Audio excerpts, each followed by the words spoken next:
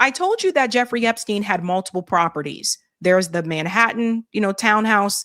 Of course, there's Epstein Island. And then there was also Zoro Ranch. And there may be others. I don't know. But, oh yeah, and also in Florida, Palm Beach in Florida. But Zoro Ranch has been brought in the mainstream news right now because one of the things that was revealed in the Epstein files was that it is alleged that there were bodies that were buried there at Zoro Ranch. Now, we're going to get into all of this because they just announced, New Mexico legislation just announced that they seem to have received approval to search that property, but someone else owns it. So I want to show you something that Virginia Giuffre said when she was talking about the blackmail. Again, rest in peace, Virginia Giuffre.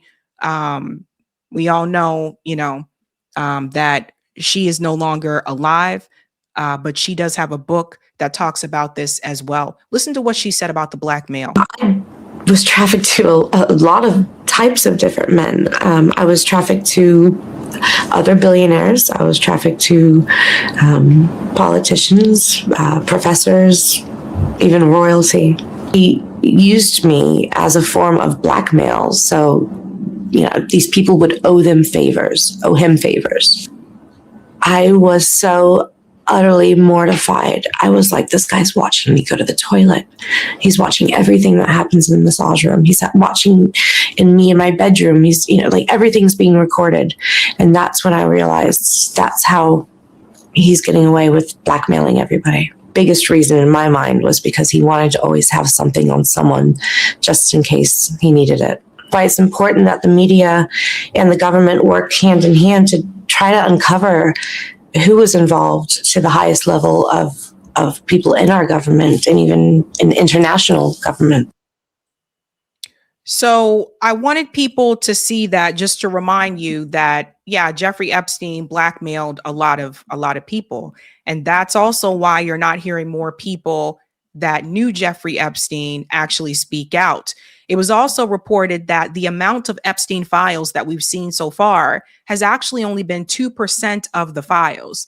So we got to continue to let people know that all of the files were not released. We didn't even get half of the files. Only 2% have been released. So the DOJ and Donald Trump and the rest of them are trying their hardest to protect other people in those files.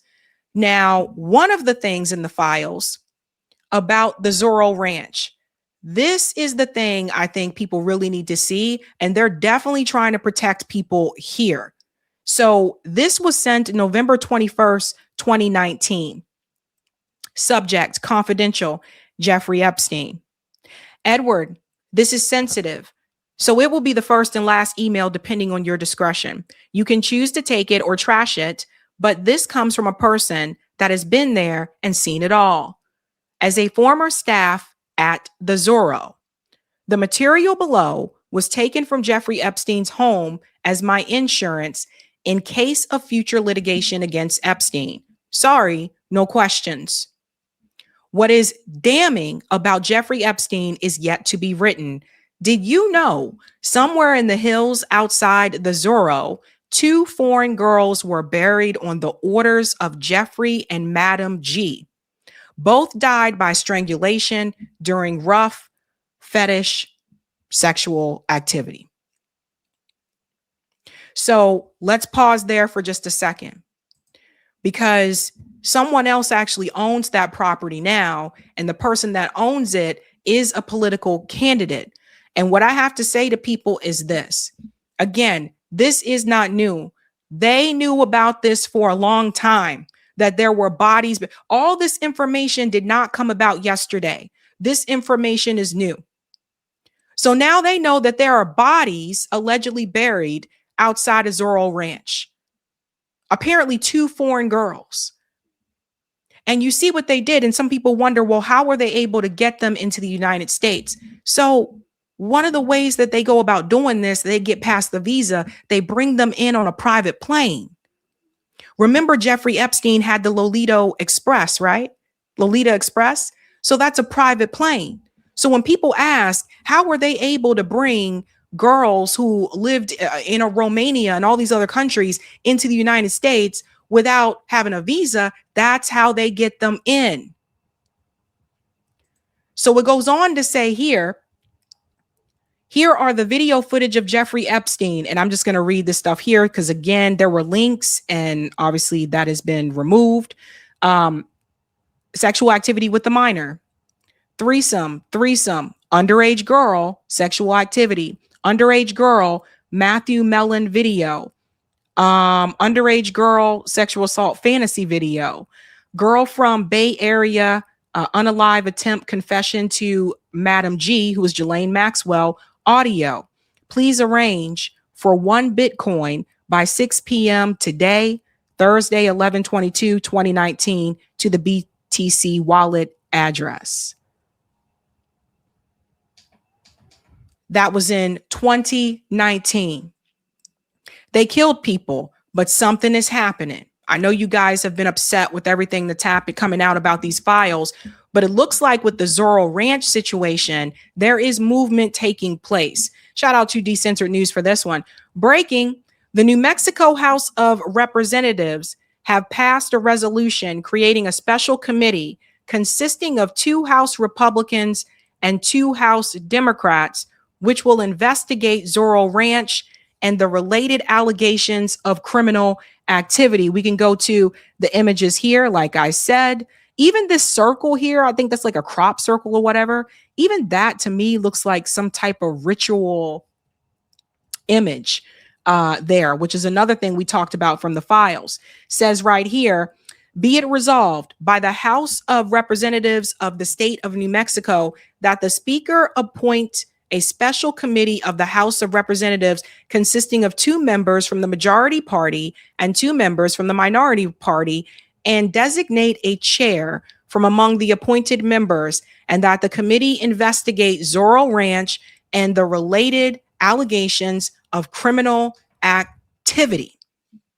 So here is Representative Melanie Stansberry, and she is talking about this here. So something is happening with Zoro Ranch. Listen to this.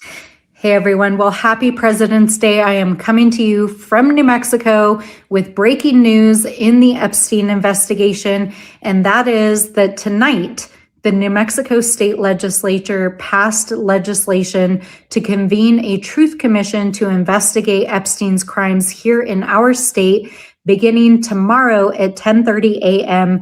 in our state capitol. This bill, House Resolution 1, was led by State House Representative Andrea Romero of Santa Fe and State House Representative Mariana Anaya of Albuquerque, and will help to bring forward a full picture of what happened here in New Mexico with Epstein's crimes, to understand why the crimes that were reported to federal and state authorities were never fully investigated, and to ensure that we have safeguards in place to not only hold those individuals accountable who were complicit, but to ensure that this can never happen again in our state. So they found a way to go around the FBI because Pam Bondi said, this is it for the Epstein files. You guys are not getting any more information. So like I said, only 2% of those files were actually released. They are covering up for a lot of people, a lot of mess there. And you know what? These people have to live with this when they leave this administration, because here's the thing. While they may be protected right now because they're part of the Trump administration, Pam Bondi, Kash Patel, and those adjacent, when this administration is done, they're up for grabs. They can be prosecuted. Pam Bondi can face prosecution. Kash Patel can face prosecution when this administration is over. And the reality is, like for Donald Trump, Donald Trump, he's old. And he said, oh, I'm going to run for 3rd term. He can't run for a 3rd term, number one, legally, but also Donald Trump is old. He having some trouble, same type of trouble we saw with Joe Biden. So yeah, they can go after Donald Trump too if they want to. But the reality is, I don't even know if Donald Trump is going to make it for the rest of this presidency, because there were reports that said he already had a mild stroke. But Pam Bondi and Cash Patel and all the rest of them, they are up for grabs after this administration ends. Or actually, even if they were to walk away or step down right now. So while they're running cover to protect Donald Trump, he's not going to protect them. He's not going to be able to protect them. You see what I'm saying? So let's go on a little bit more here. So we want to say thank you to our state legislators for leading on this legislation, which is not only vital as a larger part of our investigation at the federal level through our congressional inquiries and the Epstein Files Transparency Act, but also because it is an important piece of understanding what happened in our state, including at Zoro Ranch. This is why it's important, again, to know who your representatives are in the state, right? So again, when people say, well, the FBI said this is it, there's nothing we can do, you know, a lot of times there are loopholes or there are workarounds. So they're doing a workaround. Now, when I get into who owns this property, this is something else that I think is going to give people pause. I also want to say this was a completely bipartisan effort and passed the New Mexico legislature unanimously with 62 votes, showing that ensuring that we are holding our leaders accountable and investigating these crimes is not a partisan issue. And as always, New Mexico is leading the way. Now, Giuffre Epstein purchased Zoro Ranch in New Mexico in 1993. He purchased nearly 10,000 acres from former Governor Bruce King and also included a parcel adjacent to it that he leased from state lands. Over the years, beginning in the early 1990s, there were allegations that were reported not only to state and local officials, but the FBI of sexual assault happening on that property. And what we do not fully understand at this time is why those crimes were never fully investigated, who knew about them, who was complicit in them, and ultimately why nobody was ever held accountable.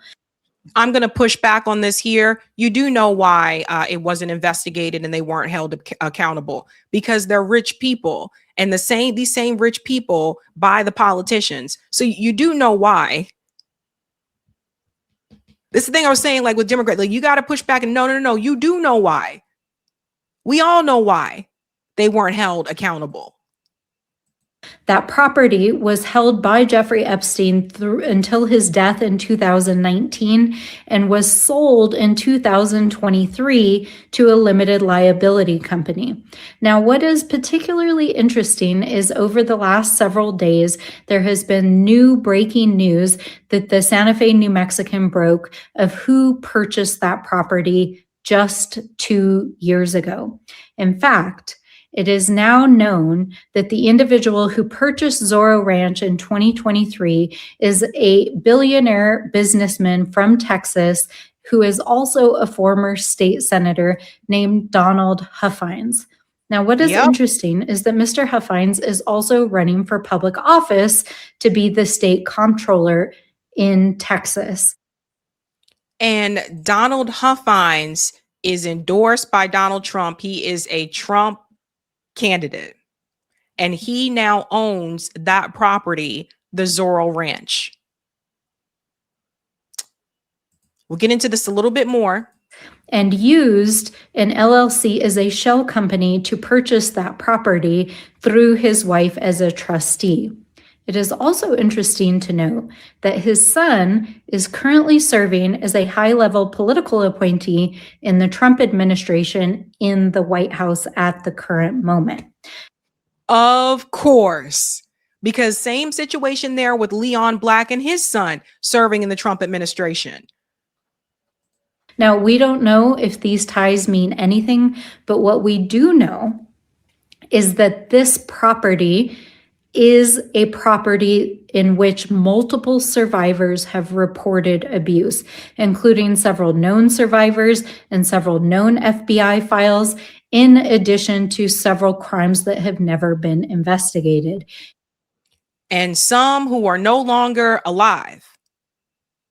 Now, when we get into a little bit more of this guy, this is who Don Huffines is. Again, he's running for a comptroller in Texas. For those of you who live in Texas, he owns this property in New Mexico, but he resides in Texas. So he is going to be trying to be your politician. So pay attention, right?